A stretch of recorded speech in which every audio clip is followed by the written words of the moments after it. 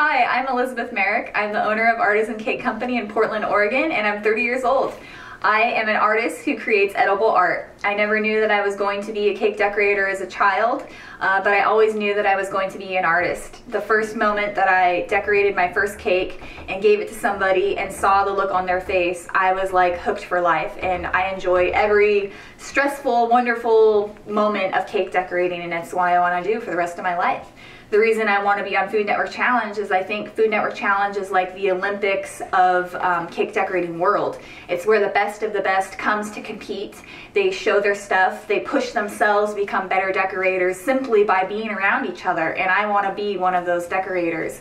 I'm completely self-taught as far as decorating goes. I have taken some baking and pastry classes to learn the fundamentals of how baking works and why you should do certain techniques and what works and what doesn't work, and then I built upon that. But I've spent a lot of time watching YouTube videos, reading a lot of books, and studying the work of the great masters of the decorating world, such as Colette Peters, Margaret Braun, Carrie Vincent, Mike McCary, and Christopher Guerin. They're all decorators that I highly admire. I love their cakes. Their skill level is incredible, and I every day train myself and hope to be as good as they are one day. I get my creativity from a lot of seemingly disconnected places. I pull inspiration from art and photography, traditional paintings from Michelangelo and Leonardo, but also things like anime and comic books and movies, fashion, jewelry. All of these things inspire me, and I'm always keeping like my eyes open for new inspiration. And you know, that would look really awesome as a cake design. You know, you just never know what's going to inspire you, so I'm always trying to be open, even if it seems like a weird place to get inspiration from. One of the reasons I want to be on Food Network Challenge is so that I can prove to myself that I am a great cake decorator. I'm going to go on TV and stand amongst the best of the best and show what I've got. And I think that to win something like Food Network Challenge, you have to first and foremost do it for yourself and win for yourself. And if you're doing it for anything else other than the sheer love and enjoyment and love for the competition, then you're just not going to succeed. Secondly, I think you need to do it for your support system, your family, the people who put up with you, the late night baking, the buying pots and pans and, you know, supplies instead of paying your bills, you know, to show them that it was all worth something and to make them proud. Lastly, I want to do it for the money.